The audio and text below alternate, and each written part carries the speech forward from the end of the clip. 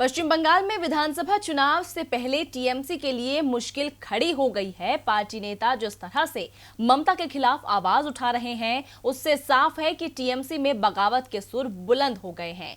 इस विरोध के पीछे ममता की नीतियां नहीं, वो शख्स हैं जिसे वो चुनाव में रणनीतिकार बनाकर सामने लाई थी। जी हां, प्रशांत किशोर की वजह से ही एक के बाद एक नेता आक्रामक रुख अख्तियार कर रहे हैं।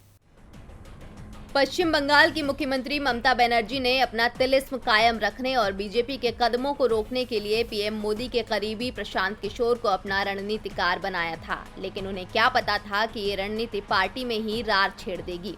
पीके अब ममता के लिए परेशानी का सबब बन गए हैं, क्योंकि टीएमसी के कई दिग्गज नेता पीके को लेकर आवाज बुलंद करने लगे हैं।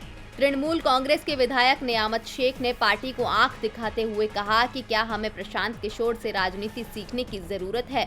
यदि पश्चिम बंगाल में तृणमूल कांग्रेस को झटका लगता है तो इसके लिए सिर्फ प्रशांत किशोर ही जिम्मेदार होंगे। ये कोई पहला मौका नहीं है जब विधायकों ने विरोध जताया हो। इससे पहले कूच बिहार के विधायक मिहिर गोस्वामी भी अपना गुस्सा खुलकर दिखा चुके हैं। गोस्वामी ने सोशल मीडिया पर पोस्ट करके पूछा कि क्या तृणमूल कांग्रेस सचमुच ममता बनर्जी की पार्टी है। ऐसा लग रहा है कि इस पार्टी को किसी कॉन्ट्रैक्टर के हाथ में सौंप दिया गया है। इतना ही नहीं, अपनी सभी सांगठनिक जिम्मेदारियों को पिछले महीने ही छोड़ चुके विधायक गोस्वामी ने कहा कि 1989 से ही तमाम विपरीत परिस्थितियों और तकलीफों का सामना करने के बावजूद टीएमसी को कभी नहीं छोड़ा, लेकिन ऐसा केवल दीदी की वजह से किया। मगर अब पार्टी बदल गई है। आप जी हुजूरी करिए या फिर पार्टी छोड़ दीजिए। नेताओं का गुस्सा पीके को पार्टी में ज्यादा तवज्जो देने की वजह से फूट रहा है। नाराज नेताओं का कहना है कि पुराने चेहरों को दरकिनार करके नए लोगों को जगह दी जा रही है, जिनमें से कई ने पिछले चुनाव में बीजेपी को सपोर्ट किया था।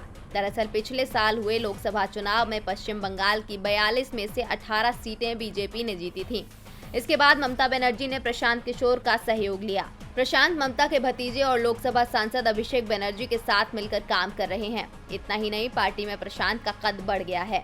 सांगठनिक फैसले भी उनकी अनुशंसा पर हो रहे हैं। पीके को पद देने से ही पार्टी के दूसरे नेता परेशान हो रहे हैं और ममता पर आरोप लगा रहे हैं। लेकिन बंगाल चुनाव से पहले टीएमसी में एक खटपट ममता बनर्जी के लिए बहुत बड़ा धक्का है।